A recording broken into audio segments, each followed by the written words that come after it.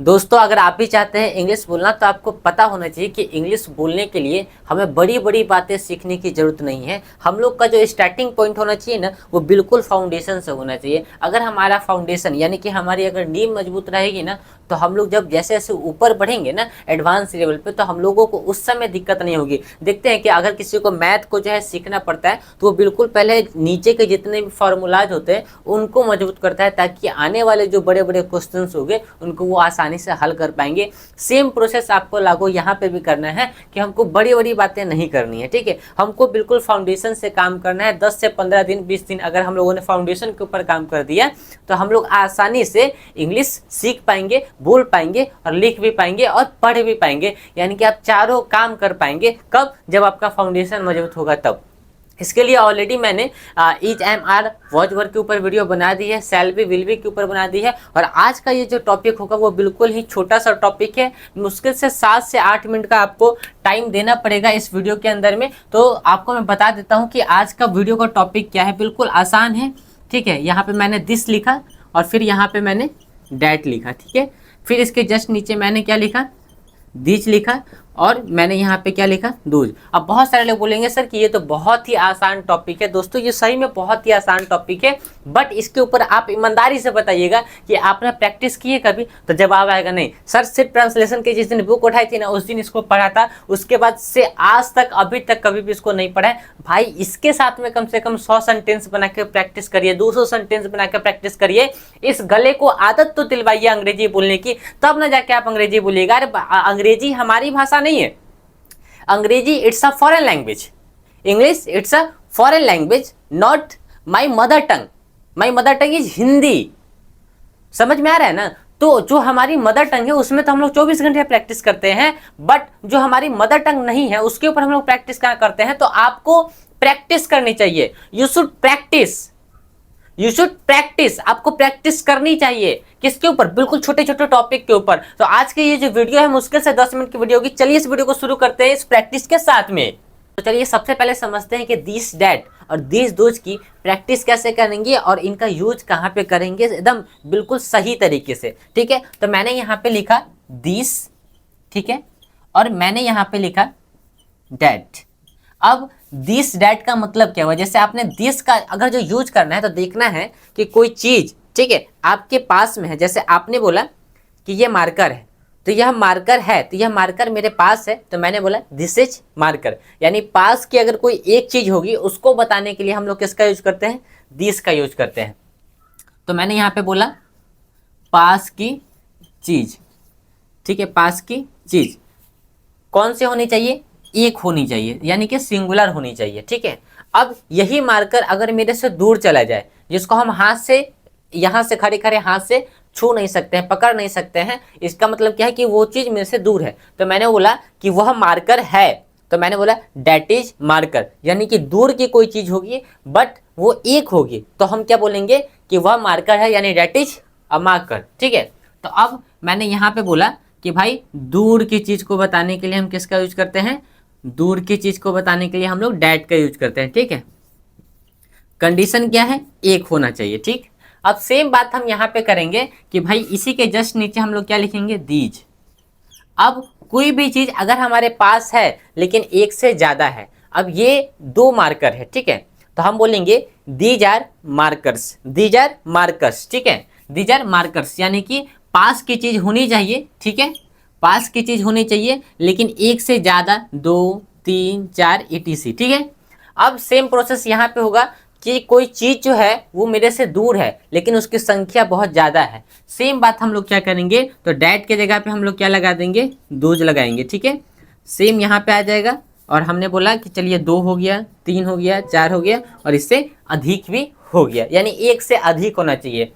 तो अगर कोई चीज पास में है, सिंगल है, तो दिस लगाएंगे। कोई चीज पास में है, एक से ज्यादा है, तो दीज लगाएंगे। कोई चीज पास दूर है बट एक है, तो डैट लगाएंगे। कोई चीज दूर है बट एक से ज्यादा है, तो दोज लगाएंगे, ठीक है। ये बातें तो हमको समझ में आ गई। अब हम लोग क्या करते हैं? इसको मिटा के आप कुछ सेंटेंसेस समझते हैं, ठीक है। सेंटेंसेस की प्रैक्टिस आप कैसे करेंगे इसके साथ में, वो भी मैं आपको बता देता हूं।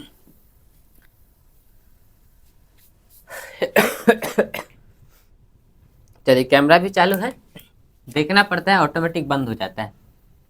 अब यहाँ पे आपने बोला कि ठीक है हम सेंटेंसेस जो बनाएंगे ना, हम 3-4 तरीके से सेंटेंस बनाएंगे। पहले हमने बोला पी से पॉजिटिव, एन से निगेटिव और आई से हमने बोला इंटरोगेटिव। ठीक है, हम लोग 3 तरीके से सेंटेंसेस फिलहाल बनाएंगे। 6 तरीके के सेंटेंसेस, हम एक सेंटेंस को 6 तरीके से बोल सकते हैं, बट अभी हमारा इनिशियल लेवल है तो हम लोग सिर्फ 3 तरीके से बनाएंगे। ठीक है, जैसे अब मैंने यहाँ पे बोला कि यह एक सेब है, तो यह एक सेब के लिए हम लोग क्या लगाएंगे, दिस इज एन एप्पल। क्या हो गया, Apple, this is an Apple. अब यही चीज मेरे से अगर दूर है तो हम क्या बोलेंगे, that is an Apple, that is an Apple. ये बातें हो गई। अब हम 2 नंबर पे आते हैं। ठीक है, अब इसी को हमने प्लूरल बनाया, तो हमने बोला कि कोई चीज मेरे पास में सेब तो है लेकिन एक से ज्यादा है, तो मैंने बोला these are apples, these are apples, noun में एस को लगा दिया। अब यही एप्पल्स मेरे से दूर है, ठीक है, तो हम क्या बोलेंगे, दोज आर, ठीक है, apples, those are apples, those are apples. This is an apple, यह सेब है। दैट इज एन एप्पल, वह सेब है। दीज आर एप्पल्स, ये सेब है।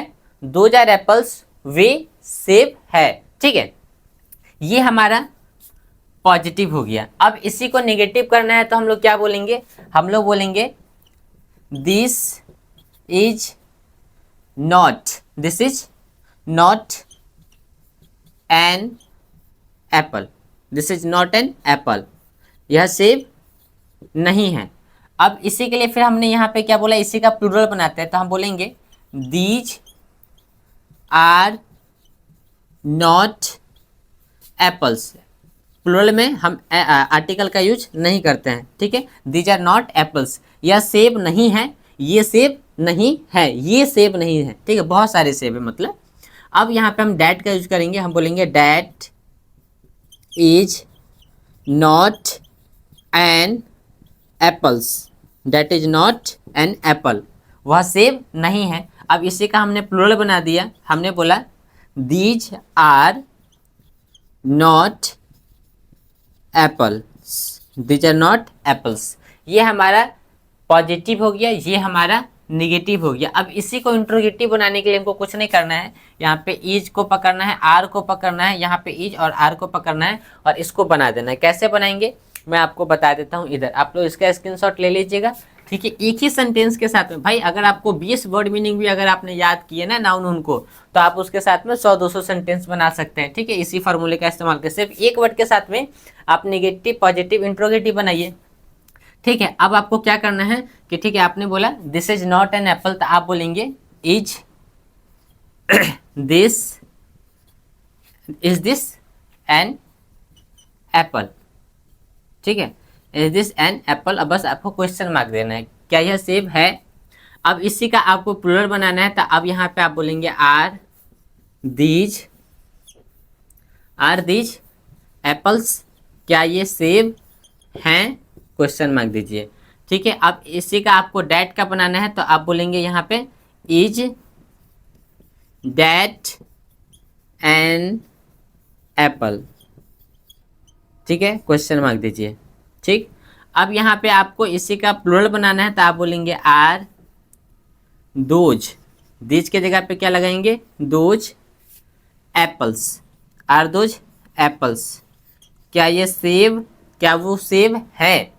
ठीक है, तो पॉजिटिव, निगेटिव, इंट्रोगेटिव हमारा हो गया। ठीक है, यानी कि आपने सिर्फ अगर एक वर्ड को पकड़ा तो उसके साथ में आपने 4 सेंटेंस बनाए पॉजिटिव पे, 4 सेंटेंस बनाए निगेटिव पे और फिर 4 सेंटेंस बनाए इंट्रोगेटिव पे, यानी एक वर्ड के साथ में आपने 12 सेंटेंसेस का निर्माण किया।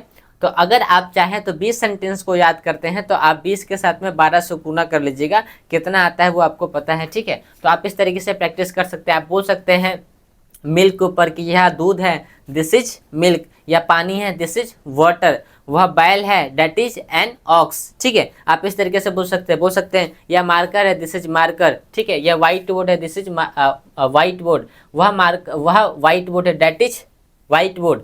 ठीक है, वह कुर्सी है, दैट इज चेयर, यह कुर्सी है, दिस इज चेयर। ठीक है, यह मोबाइल फोन है, दिस इज मोबाइल फोन, वह मोबाइल फोन है, डेट इज मोबाइल फोन, ये मोबाइल फोन्स हैं, दीज आर मोबाइल फोन्स, वे मोबाइल फोन है, दोज आर मोबाइल फोन्स। ठीक है, वे मोबाइल फोन नहीं है, यानी कि वे मोबाइल नहीं है तो those are not mobile phones, ये मोबाइल फोन नहीं है, these are not mobile phones. वह बाइक है, डेट इज बाइक, वह बाइक नहीं है, डेट इज नॉट बाइक, क्या यह बाइक है, ठीक है, क्या यह बाइक है, इज दिस बाइक। इस तरीके से आप प्रैक्टिस कर सकते हैं, छोटे छोटे सेंटेंसेस बनाइए, उसके साथ में लगातार प्रैक्टिस करिए, और जब आपकी फ्लुएंसी कुछ अच्छी हो जाएगी तब फिर उसके बाद छोटे छोटे नियम पे जब प्रैक्टिस भी हो जाएगी, कन्फ्यूजन खत्म रहेगा, तो आप आसानी से बड़े बड़े सेंटेंसेस बोल भी पाएंगे, लिख भी पाएंगे और पढ़ भी पाएंगे। दोस्तों आई होप कि वीडियो अच्छे लगे हो तो वीडियो पे लाइक करिएगा, पहली बार है तो सब्सक्राइब करिएगा, और अपने जैसे लोगों के साथ में इस वीडियो को जरूर शेयर करिएगा।